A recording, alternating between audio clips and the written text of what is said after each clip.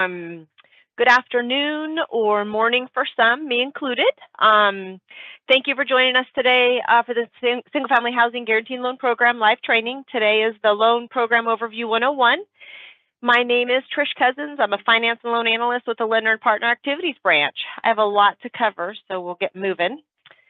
Today we're going to touch on the following subjects, and by the end of this training, you should have a better understanding of our programs and how to administer them. So let's get started.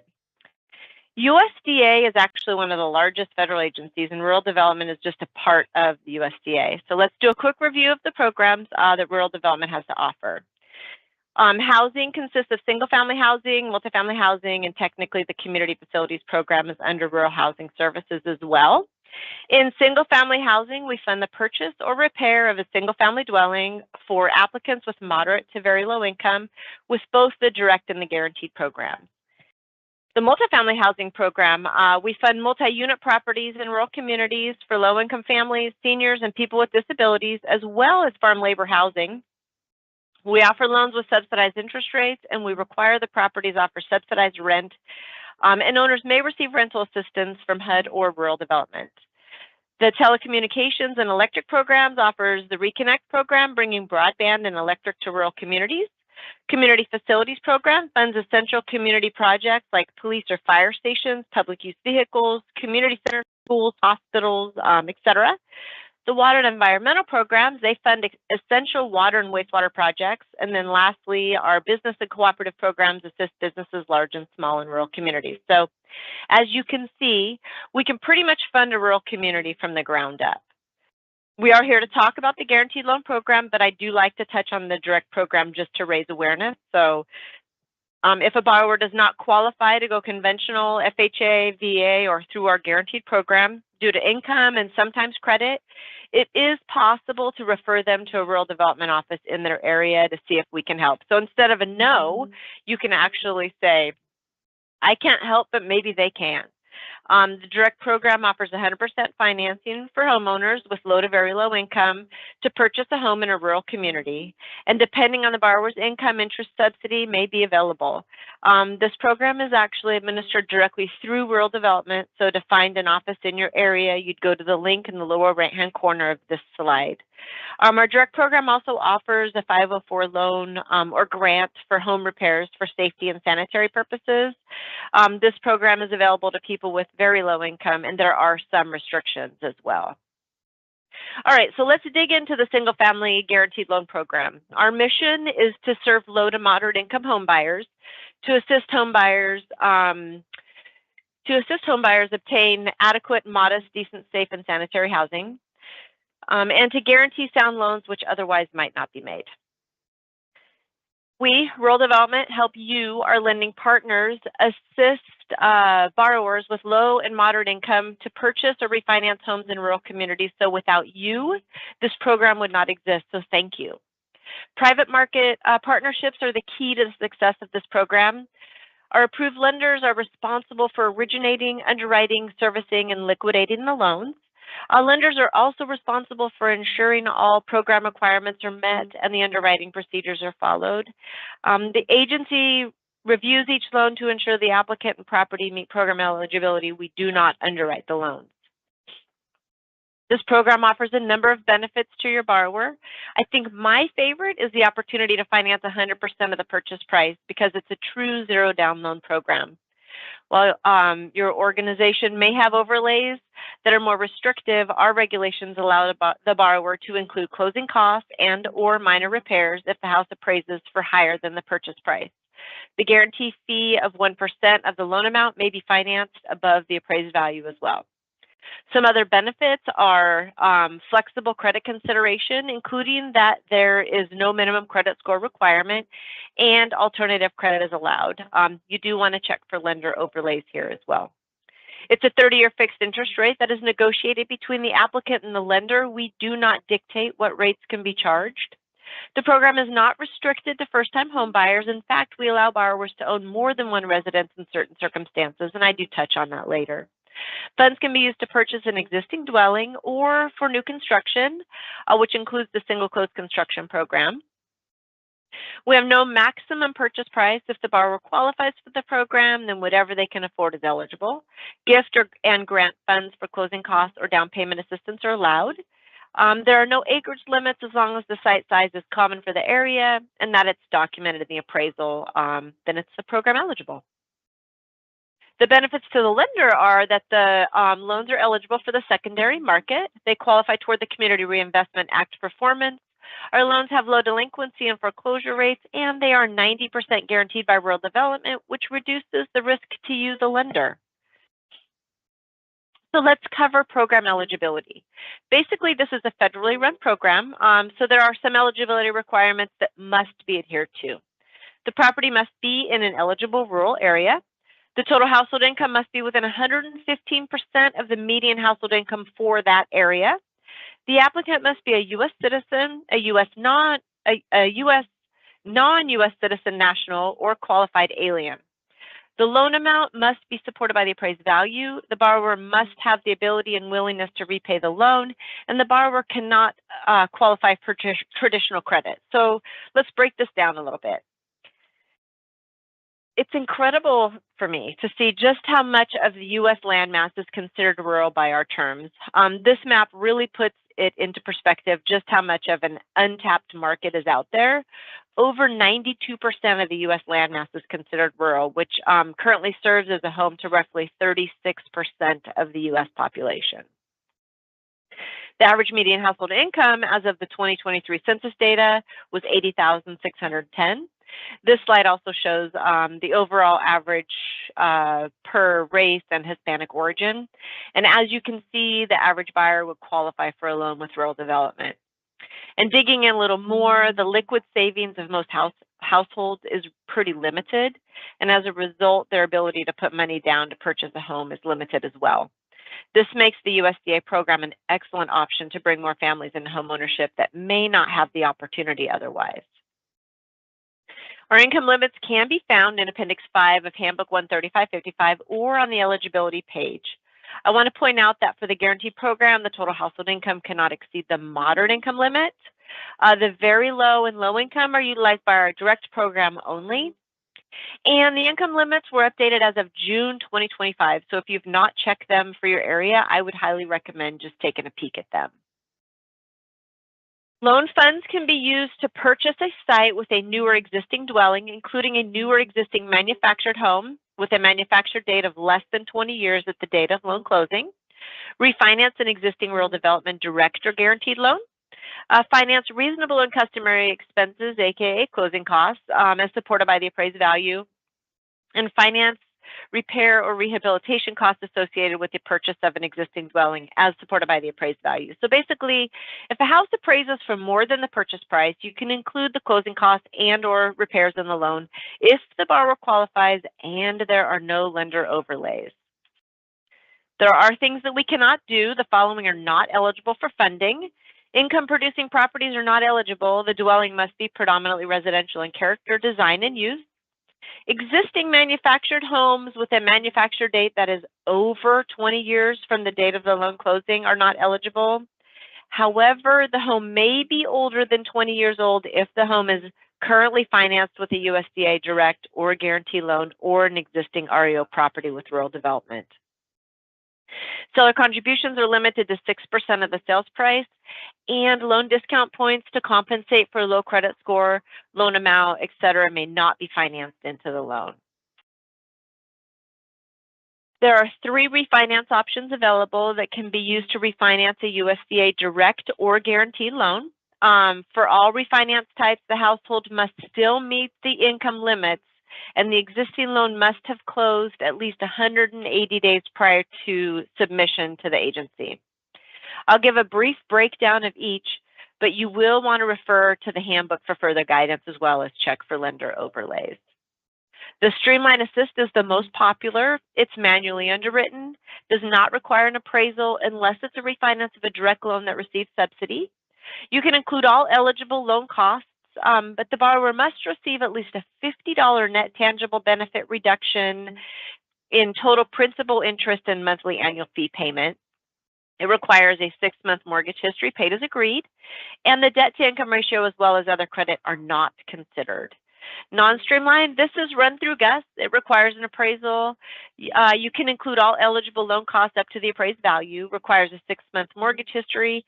However, there are additional requirements surrounding ratios and other credit that apply, and they can be found in the handbook. And then lastly, the streamline refinance, it's run through GUS, does not require an appraisal unless it's a refinance of a direct loan that receives subsidy.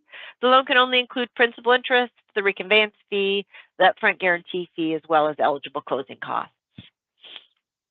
We have a great tool for our refinance options, the attachment 6A from Handbook 135-55, Chapter 6. It's a great resource when you're offering or reviewing a USDA Rural Development refinance. It can be found on the Link Training and Resource Library page as well under the Loan Origination tab. You'll just look for the refinance matrix. All right, loan terms and fees. This program is considered subsidy neutral. So basically the fees collected offset the costs for the program. There is an upfront guarantee fee of 1%, which can be included in the loan amount, an annual fee of 0.35% based on the principal balance, and a technology fee of $25, which applies to all loans submitted through GUS. Both the guarantee fee and the annual fee are subject to change to keep the program subsidy neutral. We do not have a cap on interest rates that the lender can charge, but there are a few things the program does not allow. We don't allow adjustable rate mortgages, balloon mortgages, neg-am loans, loan terms less than or more than 30 years, and prepayment penalties. All right, let's look at applicant eligibility. Our income limits are mandated by the Housing Act of 1949. Therefore, because they are a statutory requirement, they must be strictly adhered to and no exceptions or waivers can be made. At the time of the loan approval, the adjusted annual household income cannot exceed the modern income limits. I want to remind you to make sure that you have looked at all possible income streams and deductions as well. It is the lender's responsibility to review and document the household income to determine eligibility. Lenders are responsible to have in their permanent file how they calculated the applicant's repayment, household, and adjusted household income. So all three. And in some instances, these calculations must be submitted to rural development. The borrower must not be able to obtain conventional mortgage credit. Our measure for this test is that an applicant would meet all of the criteria.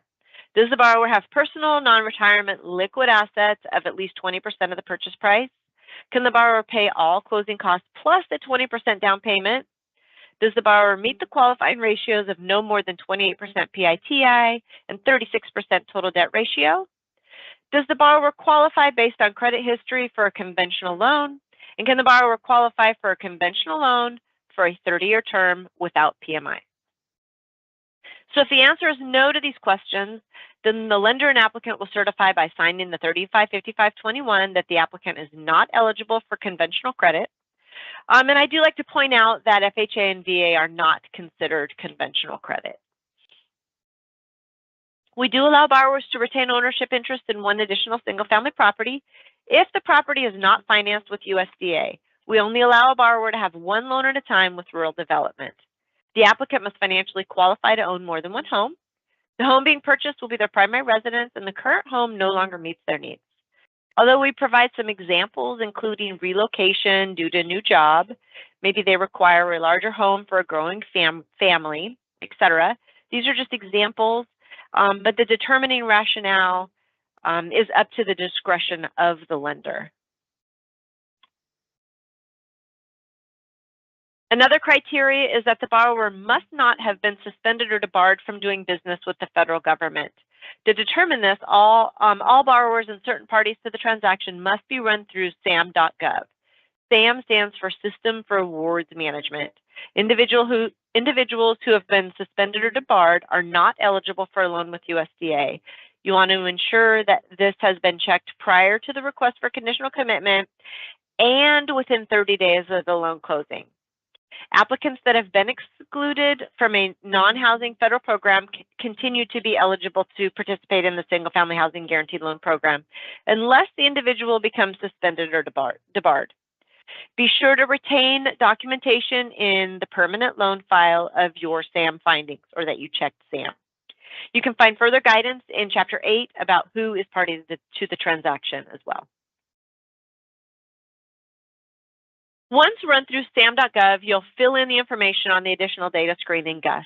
Fill in the date SAM was checked and whether the borrower has been debarred from doing business with the federal government.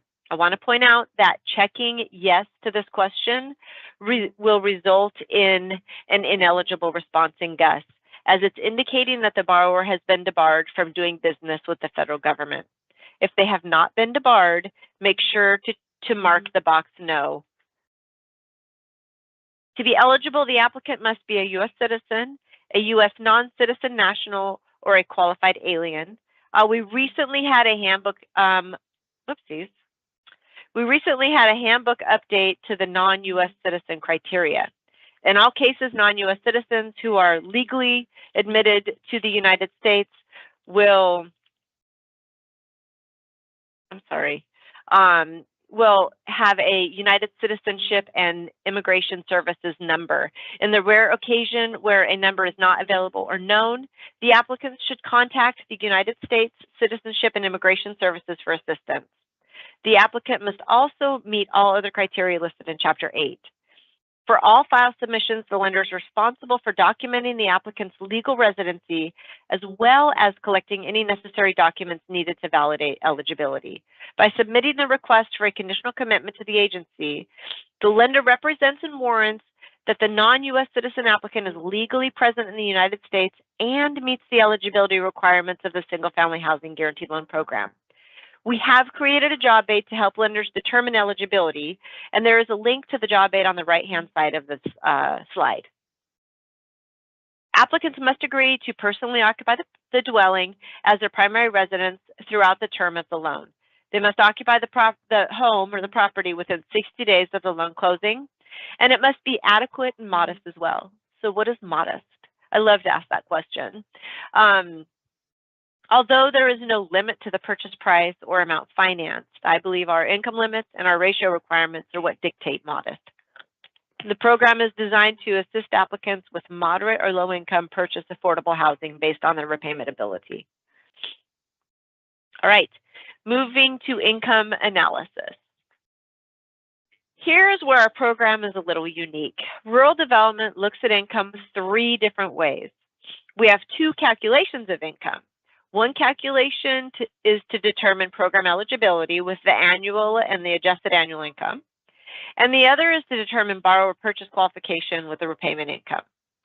So the annual household income is the income of every adult household member who will be occupying the property for all or part of the next 12 months. For the adjusted annual household income, you may utilize allowable deductions that would apply to your loan applicant, and then you arrive at the adjusted annual household income. This is the amount that will be used to determine your program eligibility. So make sure you look at all possible deductions to help reduce the income if the applicant is over the income limits. Lastly, the repayment income. This is what determines if the applicants have sufficient income to repay the mortgage in addition to recurring debts.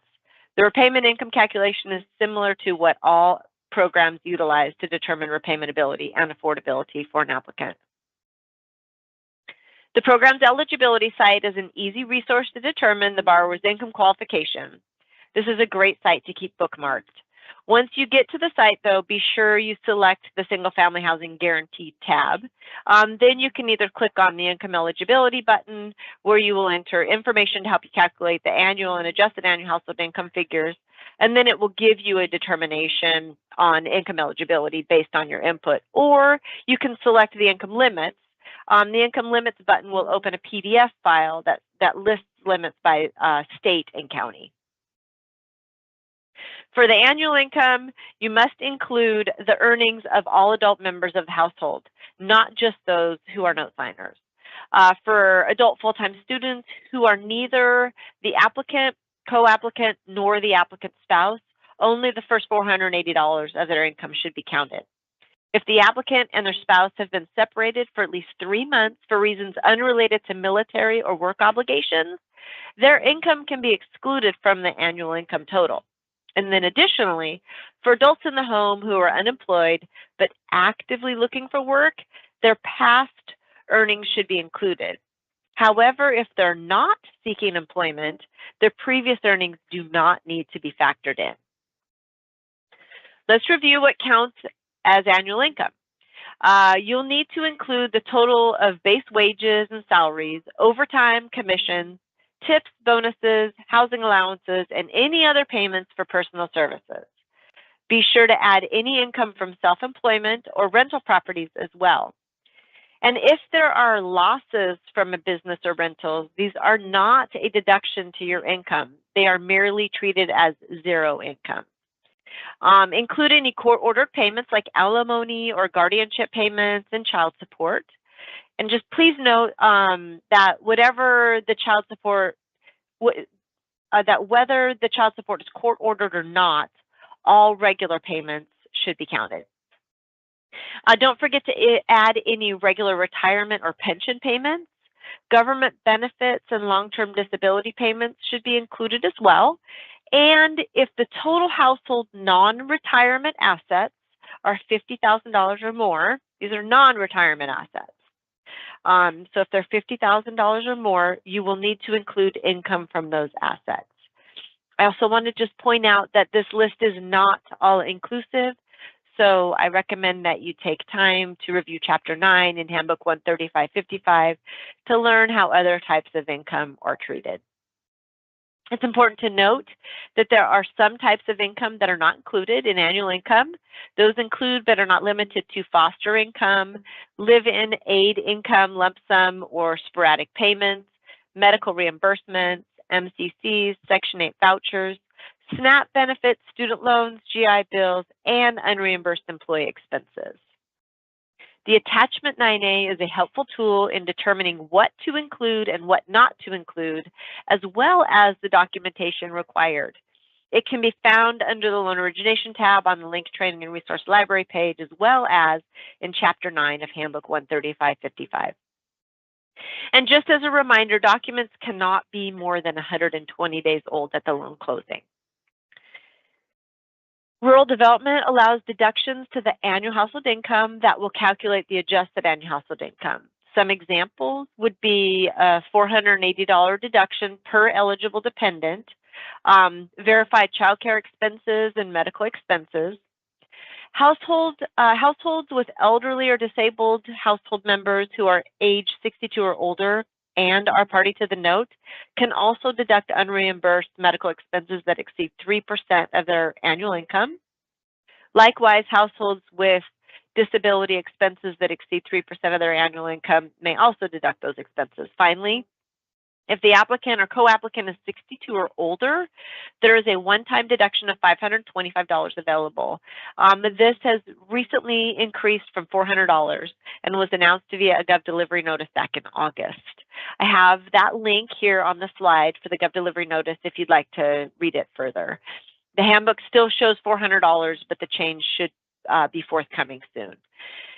Deductions are really important when it comes to qualifying applicants. The deductions could reduce their household income enough to qualify under the USDA income limits. So just make sure you look at all possible deductions. The Attachment 9A provides further guidance. I want to look at an example with deductions. This is a great one. It's one of my favorites. It's older though. So let's say the income limits are $110,650. Like I said, it's older. Where the family wants to purchase a home, but the family's current gross annual income is $117,000, so it's over the income limit. It's really easy to just say, they don't qualify, I'm done. But here's where the deductions come in. This family actually has 3 dependents, which is a $480 deduction for each child. So if we subtract out that deduction, there's now at a gross annual income of $115,560, which is still over the income limits, but they also have child care expenses of $500 a month for 12 months that can be documented to meet our requirements. So when we deduct that $6,000, it actually brings their adjusted annual income to $109,560, which is below the income limits, and now they qualify. This is just a great reminder just to be sure and always look for the deductions or ask questions if a borrower exceeds the income limits. Repayment income only comes from parties to the loan and must be considered stable and dependable in order to repay the mortgage debt, and cosigners are not permitted. For repayment income, you should include reliable and consistent income that can be documented. This helps show not only past earnings, but also helps the lender assess the chances of the income continuing for at least 3 years during the mortgage. Lenders must look at any gaps in employment to decide if the income is stable and dependable. The agency does not set specific rules on what counts as an acceptable employment gap. It's actually up to the lender to review the employment history and determine stability. You should watch for applicant income with sharp increases or decreases in earnings.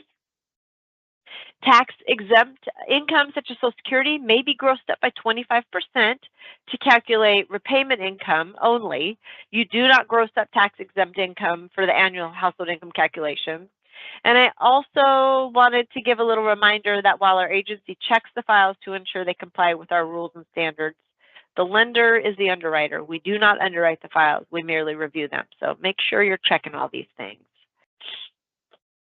Some basic guidance for repayment income eligibility is a 6-month history of receipt for court-ordered child support and alimony. Voluntary child support and alimony require a 1-year history of receipt. A 1-year history for base wages, bonus, commission, overtime, part-time, secondary employment, expense allowances, and so on is required. A 2-year history is required for most self-employed scenarios, seasonal employment, and unemployment. And you will want to remember to check for lender overlays always when documenting your repayment income. Okay, so what do we need for income verification? Minimally, you will need to collect 1 recent pay stub with year-to-date figures, a written VOE, and a verbal VOE within 10 business days of closing. If you're unable to obtain a written VOE, you can collect pay stubs covering 4 weeks of earnings, 2 years W-2s, and a verbal VOE within 10 business days of closing. Remember, lenders may have overlays and require further documentation. This is just our minimum requirements. Applicants or household members are considered self-employed when they have a 25% or greater ownership interest in a business.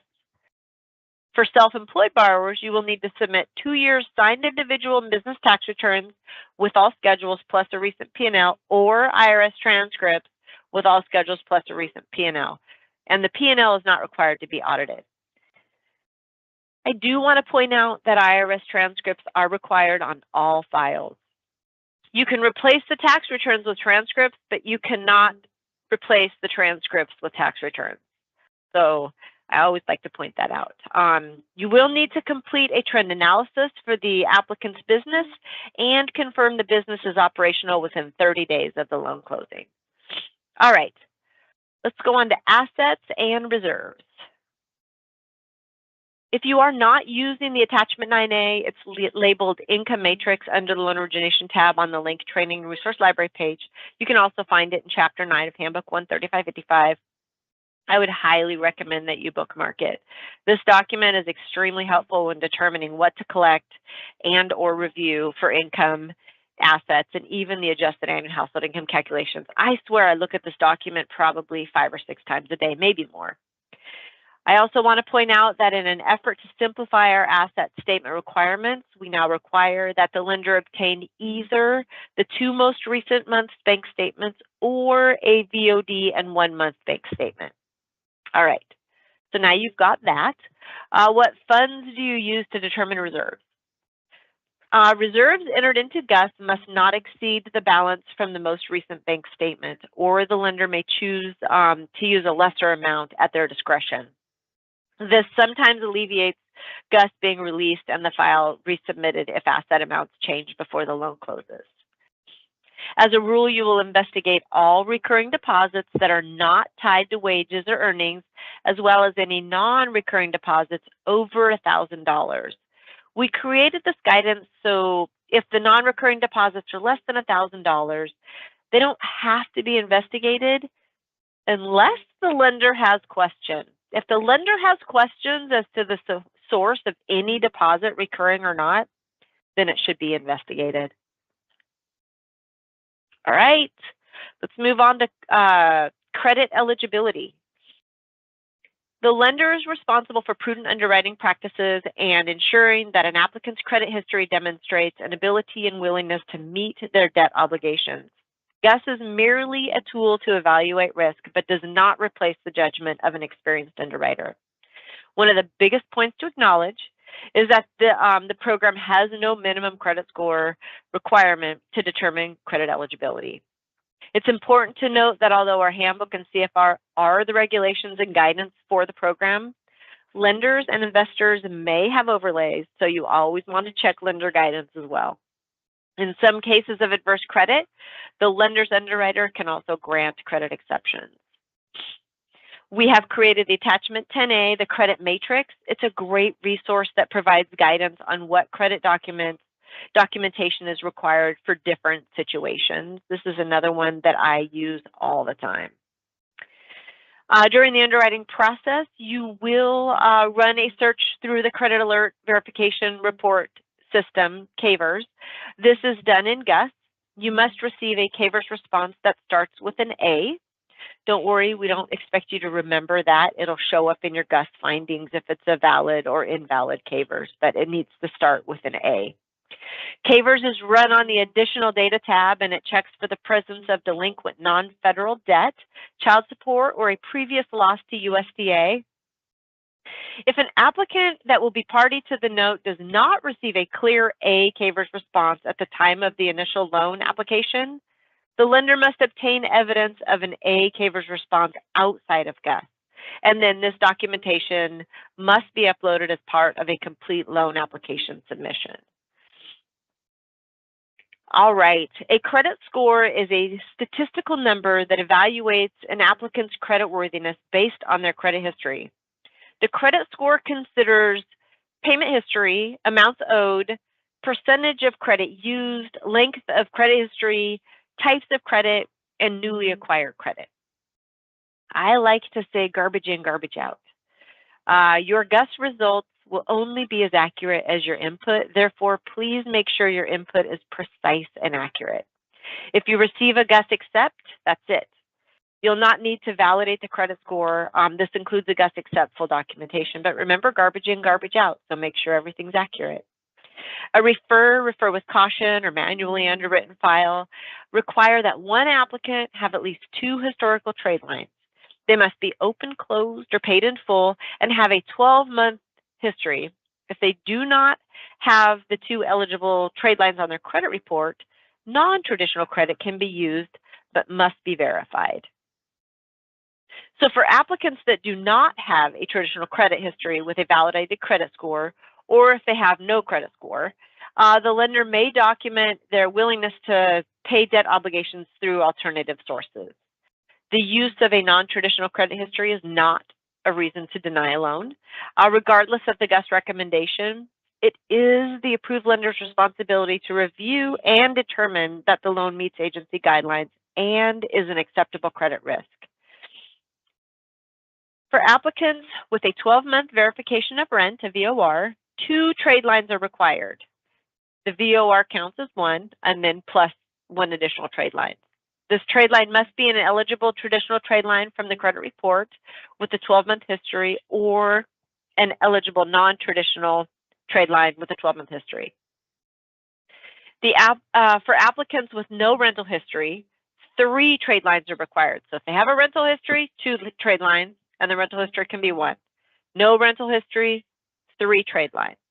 Trade lines may be a combination of traditional trade lines from the credit report with a 12-month history, or eligible non-traditional trade lines. Non-traditional credit may be documented with a non-traditional mortgage credit report, self-reported trade lines on a traditional credit report, evidence from third-party verification such as canceled checks, money order receipts, electronic payments, payment histories from the creditor or company, and or bank statements that clearly identify debit payments for the services or product. An eligible non-traditional trade line must have a 12-month history and cannot have been closed more than 6 months prior to the loan application. Some examples of acceptable non-traditional credit sources are rent or housing payments, utility services such as gas, electric, water, telephone service, even gym memberships and subscriptions to Netflix or Hulu are acceptable as well. We do rely on the lender's underwriting team to determine if an applicant is creditworthy, and we allow them to make an exception, except when the borrower has delinquent court-ordered child support, delinquent federal non-tax debt, previous USDA loss, and or an ineligible CAVERS result. An exception can be considered if the delinquency was caused by something temporary in nature beyond the applicant's control due to the current employment, financial health of the household, and is unlikely to reoccur. The underwriter will document the exception and justification on the 1008 form and submit it with the file. You will need to document this whether the lender grants an exception for credit or you are requesting that rural development grant a credit exception. This is important. Be sure that your borrower letter of explanation and underwriter documentation show that the situation was temporary in nature, beyond the applicant's control, due to the current employment, financial health of the household, and is unlikely to reoccur. Also, please note that a previous USDA loss that occurred more than 7 years prior to the date of the submission to the agency is not considered a derogatory credit. Credit exceptions are never required for GUS accept files, but for all other GUS recommendations, they would be required for files with foreclosures, bankruptcies, deed in lieu, and short sales within the past 36 months. A credit exception is not required for medical collection accounts, regardless of the GUS recommendation. If the cumulative total of all non-medical collections exceeds $2,000, the lenders must either require payment in full of these accounts prior to closing, use an existing repayment agreement amount, or include 5% of the outstanding balance as a monthly payment. All open collections must be listed on the assets and liabilities page in GUS, and for any collections that will be paid at or before loan closing, be sure the box to be paid off at or before loan closing is selected in GUS. If the collection is not required to be paid in full, the lender should select the omit checkbox and provide an explanation in the additional data entry pop-up box to state why the debt will be omitted from the ratio consideration. And if a repayment agreement has a specified monthly payment, include that amount. Do not enter $1 in the monthly payment data field unless this is actually the documented repayment amount. A verification of rental history is not required for GUS accept or accept with full doc files, but will be required for a refer with caution, loan types not supported by GUS, or manually underwritten loans if either borrower has a credit score below 680.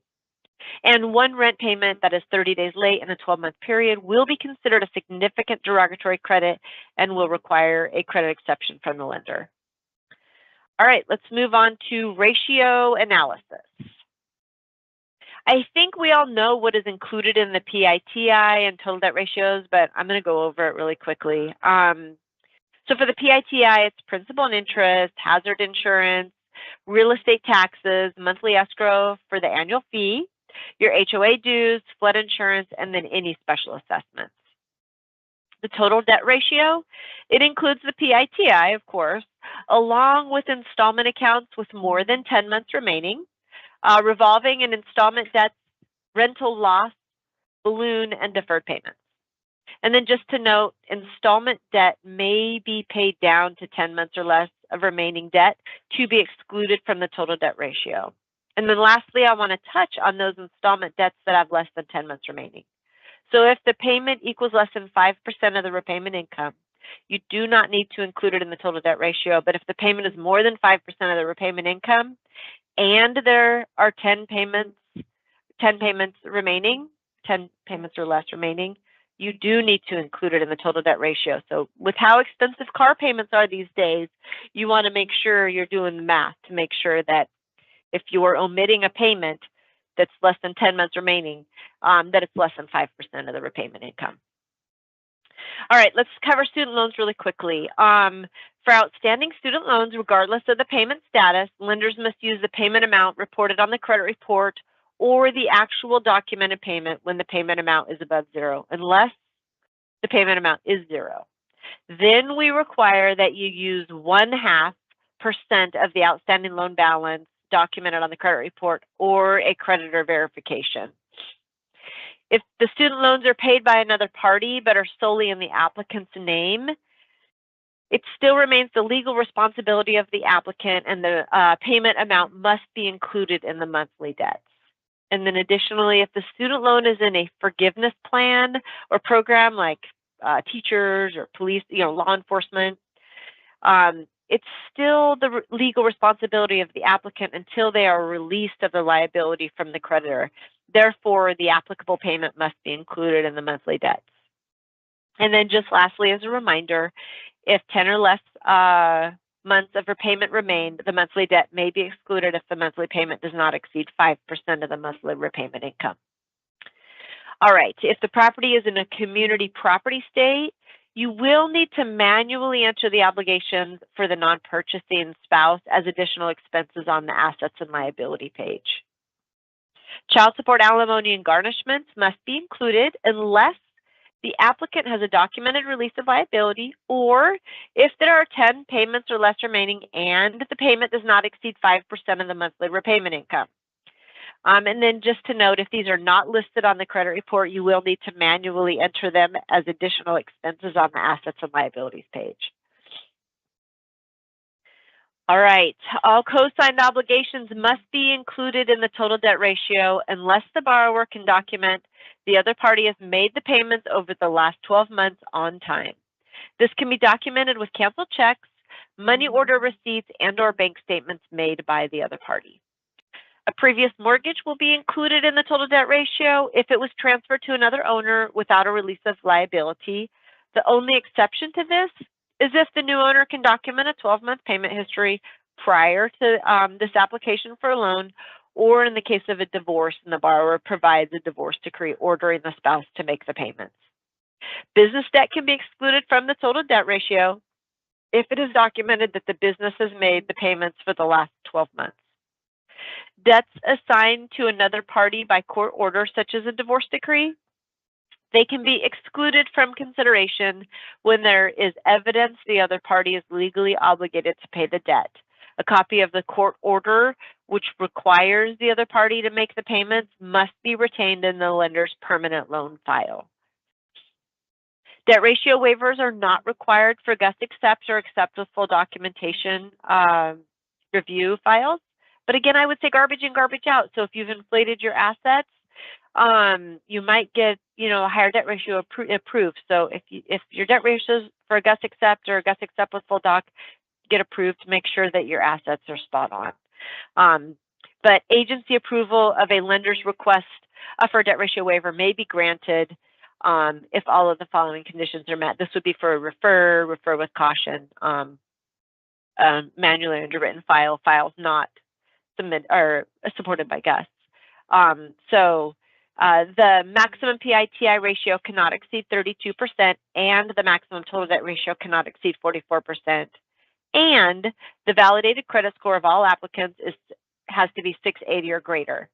And then, so once all three of those are met, then at least one acceptable compensating factor must be present. And supporting documentation should be provided to the agency and maintained in the lender's permanent file. So here's the compensating factors. One of these have to be met. Accumulated savings or cash reserves available post-closing are equal to or greater than 3 months of PITI payments. Cash on hand is not eligible. All employed applicants have been continuously employed with their current primary employer for a minimum of 2 years. The proposed PITI does not exceed the applicant's current verified housing expense by more than $100 or 5%, whichever is less, for the 12-month period preceding the loan application, and no more than 1 30-day late payment for the previous 12 months is allowed. Or lastly, the subject property is an energy-efficient home based on the International Energy Conservation Code standards. So it has to meet one of those compensating factors for a debt ratio exception. All right, property and appraisal requirements.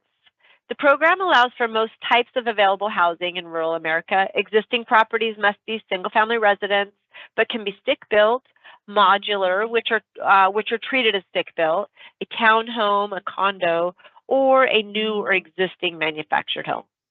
Existing manufactured homes with a manufacture date that is within 20 years from the loan closing are eligible, as well as older manufactured homes if they are currently financed with a USDA direct or guaranteed loan or a USDA REO property. And then lastly, a single unit in a duplex is also allowable when the duplex units are separately deeded. The primary requirement to this program is location. The property must be located in an eligible area, and checking location is really easy with our online tools. You'll go to the eligibility page, but you want to, again, make sure that you've selected the first tab, which is the Single Family Housing Guarantee Program. Once you've selected the Guarantee tab, you will select Property Eligibility. Here you will input the property address and select Go. You can also select the state and zoom in, or just use the zoom in tool on the left if you choose. Once you zoom in, the shaded areas will show up as ineligible, so anything shaded is not eligible. And then when you locate the property, you're going to want to put a pin, you're going to want to pin the location on the screen. If you put in the address and it locates it, it will clearly say if the address is in an eligible or ineligible area. The system can struggle to locate new construction, therefore you'll likely need to zoom in and find the location manually. I recommend including a screenshot with your submission to help the review staff locate the address themselves a little quicker as well. The other thing to check if you're getting an ineligible or it's not located in the property is just to make sure that all the input is correct and spelled right. You can double check the address at USPS.com for accuracy as well. We do not limit site size, but the property must be predominantly residential in design, character, and use, as well as be typical for the area and evidenced by the appraisal and comps used. Buildings that are primarily used for income-producing purposes are ineligible. However, some minimal income-producing activities may be allowed. For instance, a home-based operation such as childcare, product sales, or crafts are allowed. Buildings that are no longer used for commercial operation and are now used for personal storage, those are allowed. However, this can be a touchy one. So you do want to make sure that it's documented in the appraisal, so there's no question just that these are now being used for storage, that they're no longer being used for commercial purposes. It's the same with land. A hobby farm or garden is allowed, but the property must be predominantly residential in use, character, and appearance.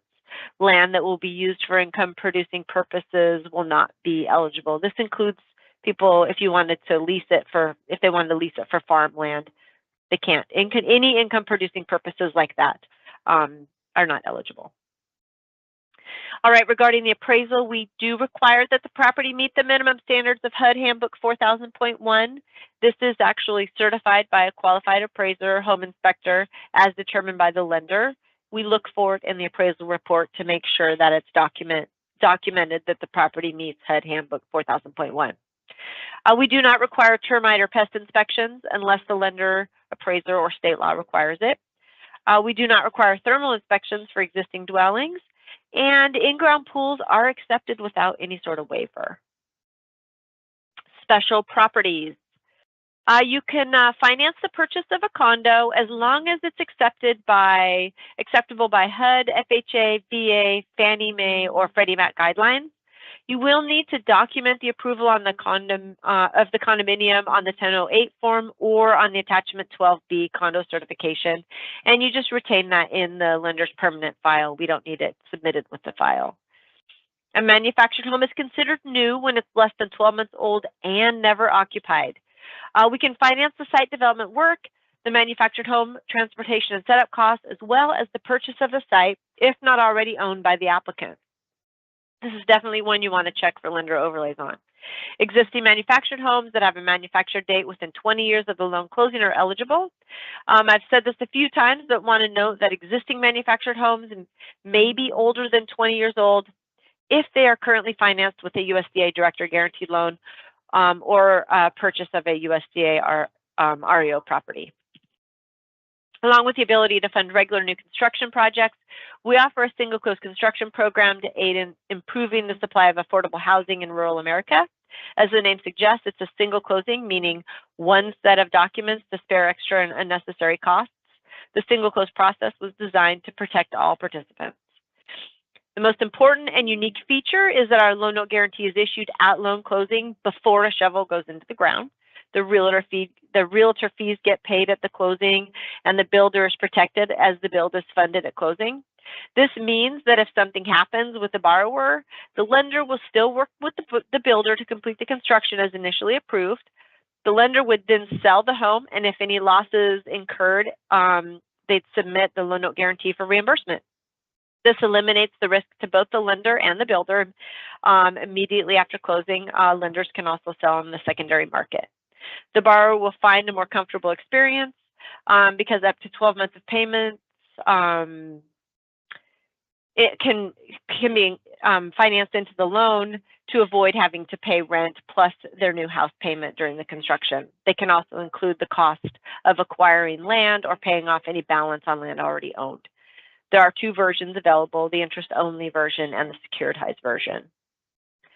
Yet another challenge with the lack of affordable housing is that much of the existing housing is in need of repair to be safe and sanitary, and sometimes the repairs are significant. And that is the basis for the creation of the Rehabilitation and Repair Program. This product is only available for a purchase.